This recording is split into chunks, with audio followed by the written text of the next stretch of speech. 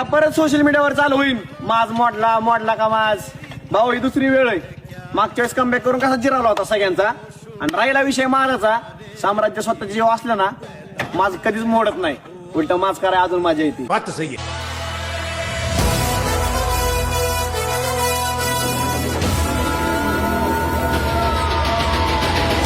झाला सत्यानाश झाला, वाटुळ झालं. अरे बोललो होतो एवढा माच करू नको, पण नाही. बुडामध्ये लय आग मचलेले, बुडामध्ये लय आग लागेले.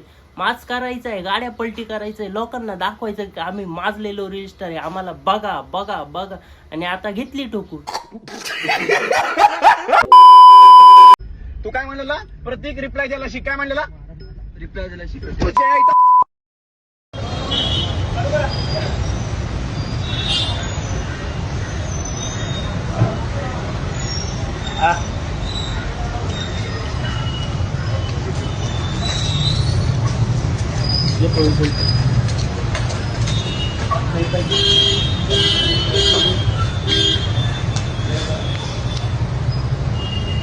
अरे भाऊ, गाड्या पलटी करणं, रोज एक नवीन गाडी घेणं इथपर्यंत ठीक होतं. माझ महिना करणं, गाड्या पलटी करणं, रोज एक नवीन गाडी घेणं इथपर्यंत ठीक होतं प्रतीक भाऊ शिंदे. पण आता डायरेक्ट पोरांना उचलणं, अपहरण करणं आणि गाडीत बसून त्यांना मारणं, त्यांच्यावरती मारहाणी करायची आणि वरून स्टोऱ्या लावायच्या, वरून लोकांना दाखवायचं का आम्ही डायरेक्ट एक जण उचललाय, अपहरण केलं, त्याला फुल मारू राहिलो, तो आम्हाला ट्रोल करत होता म्हणून त्याला फुल आम्ही टोलू राहिलो. इथपर्यंत खाली गेला तू. आता मग तुला उचलला, आता तुला टोलवतील पोलीस लोक. आम्ही सर्वस्व आहे, आम्ही खूप मोठे, सगळे आमच्या खाली, आम्ही सर्वस्व आहे, आम्ही सगळं काही आहे, आम्ही खूप मोठे.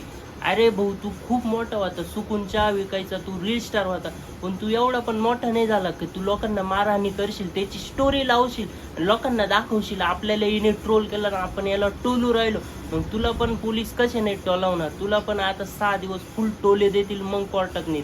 मित्रांनो, माणूस जेव्हा गरीब राहतो, भिकारी राहतो आणि त्याच्याकडे अचानक कुठून तरी पैसा असा धबाधबा येतो ना, अचानक पैशाचा असा लाटा येते, तेव्हा माणसाला कळत नाही, तेव्हा माणूस माजटून जातो, त्याला काही समजत नाही. मित्रांनो तो सगळ्यांना किडे मकोडे समजतो आणि त्याला असं वाटतं आपण सर्वस्व आहे, आपल्याकडे सगळं काही आहे, आपल्याकडे पैसा आलेला आहे. आणि तो माजटून जातो, तो पैशाच्या याच्यामध्ये धुंदीत राहतो, पैशाच्या याच्यात अंधुक होऊन जातो, त्याला काहीच समजत नाही. आणि अशीच गत प्रतीक शिंदे सोबत झाली. मोकार चिकार पैसा आला होता म्हणून तो माजून गेला होता, पैशामध्ये आंधळा झाला होता. पण त्याचे डोळे आता उघडतील, त्याला जेव्हा 2 टोले बसतील आणि त्याला जेव्हा 2 दांडके बसतील, त्याचे डोळे काय, त्याचं सगळं उडून जाईल. आता जे कोणी सोशल मीडियावर व्हिडिओ टाकत असेल, त्यांना जर फेमस व्हायचं असेल, मोठं व्हायचं असेल, तर तुमच्यासाठी एक सुवर्ण संधी. आता मी माझ्या कामात बिझी असल्यामुळे मला हे चाटे लोक, हे भिकार चोट आहेत ना, जे मला बोलतात, त्यांना मला रिप्लाय द्यायला वेळच भेटत नाही, कारण माझ्या मागे कंटिन्यू माझे काम येतं.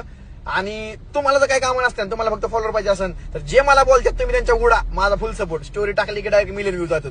फक्त मला टॅग करा, ह्यांना असं खाऊन उडा, तासून उडा. आपल्याला वेळ नाही राहत, आपण सुकून चहाचा ओनर आहे, आपल्याला वेळ नाही राहत, आपल्याला लय कामधंदे राहते. पण तुम्हाला जर कामधंदे नसेल, तुम्ही ट्रोलिंग करा, तुम्ही रोस्टिंग करा, आपण तुम्हाला फुल सपोर्ट करतो. जे महाविरुद्ध बोलताय तुम्हाला फुल ठोचा, त्यांची फुल ठोका, आम्ही तुमची आयडी मेन्शन करतो, असं करतो तसं. अरे तुला वेळ नाही, बाकीच्यांना पण वेळ नाही ना, त्यांना पण कामधंदे, जसे तो माग कामधंदे, त्यांना पण कामधंदे. म्हणजे तुला वेळ नाही, पण बाकीच्या लोकांची पोरं बिघडवायची.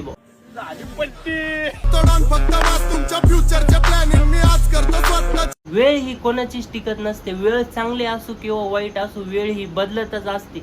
वेळ जर वाईट असली तर खंबीरपणे उभं राहायचं, ठामपणे उभं राहायचं.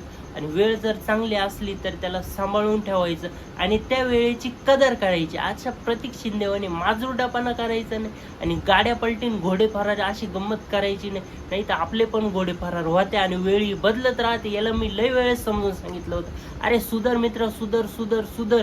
तुझी वेळ बदलली तर तुझी किस्मत बदलली तर तुला लय फटके पडतील आणि याला पडणारच आहे. आणि याची वेळ आणि किस्मत दोन्ही बदलली. तू काय म्हणलेला प्रत्येक रिप्लाय द्यायला शिक. काय म्हणलेला रिप्लाय द्यायला शिक.